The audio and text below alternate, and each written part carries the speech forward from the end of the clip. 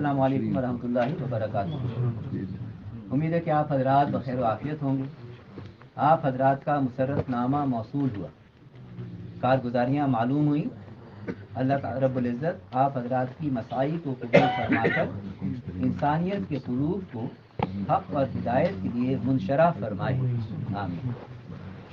دوستو، اس محنت کا مقصد جمیع ما جاء بن نبی صلی اللہ علیہ وسلم کی حیات و سرسبزی ہے۔ اس کے لیے اللہ اور اس کے رسول صلی اللہ علیہ وسلم کی وہ عظمت، عقیدت اور محبت درکار ہے جو صحابہ کرام رضی اللہ عنہم کے اندر تھی۔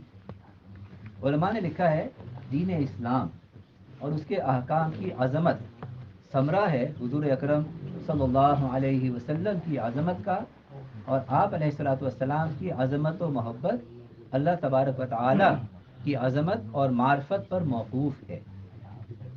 حضرت عبداللہ بن عمر رضی اللہ تعالیٰ عنہما اپنے شاگرد کے ساتھ گھوڑے پر جا رہے تھے۔ آپ راستے میں ایک جگہ سواری سے اترے اور ایک درخت کی آڑ میں قضائے حاجت کرنے والے کی طرح بیٹھے اور اٹھ گئے۔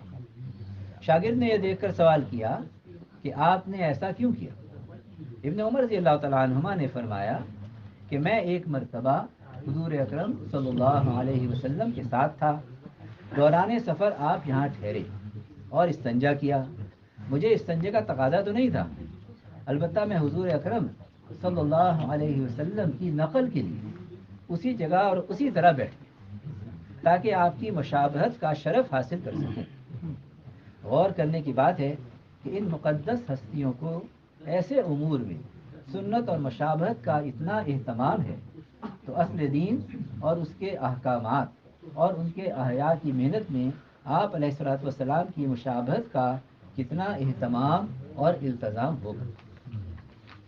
اس دور انحطاط میں خود کو اور امت کو اس سطح پر لانے کے لیے کس درجہ محنت درکار ہے، لیکن اللہ رب العزت منہاج نبوت پر تھوڑا مجاہدہ کرنے پر بھی امت کے لیے صحابہ کرام سے زیادہ مددوں اور اجر و انعام کا وعدہ کر چکے ہیں۔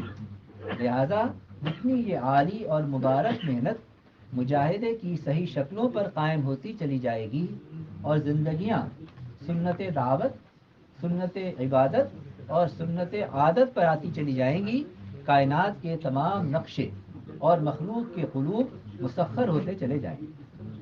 حضور اکرم صلی اللہ علیہ وسلم کے بعد عرب مرتد ہوئے، علیہ باللہ۔ حضرت مولانا یوسف صاحب رحمۃ اللہ علیہ فرماتے تھے کہ اس میں یہ مصلحت ہے اور یہ بتایا گیا ہے کہ دنیا میں کفر و شرک کا کیسا بھی زور کیوں نہ ہو، نبی کی غیر موجودگی میں بھی اس کے طریقے پر چلنے سے ویسی ہی نصرت آتی ہے جیسے نبی کے ہوتے ہوئے ان کے طریقے پر چلنے سے۔ حضور اکرم صلی اللہ علیہ وسلم جا چکے، مگر امان و فلاح ان کے طریقے پر چلنے میں ہی ہے۔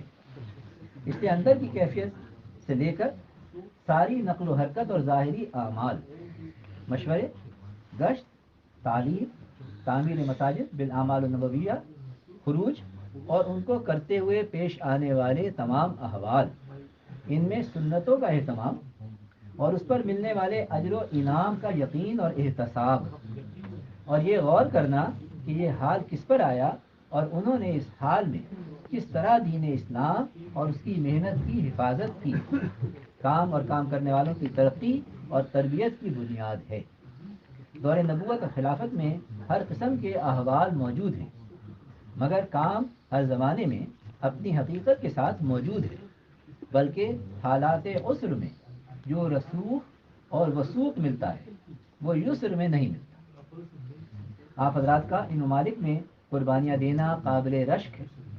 آپ حضرات کی کارگزاریاں سن کر بہت مسرت ہوئی۔ اللہ رب العزت آپ حضرات کی مساعی، اسفار اور اجتماعات کو قبول فرما کر پورے یورپ میں بالخصوص اور پورے عالم میں بالعموم ہدایت کی فضاؤں کو عام فرمائے، اور کارکنان دعوت اور جملہ اہل اسلام کو دین اسلام اور اس کی محنت پر ثبات قدمی مرحمت فرمائے۔ والسلام، بندہ محمد سعد، وہاں باب مشورہ، بنگلے والی مسجد، مرکز نظام الدین۔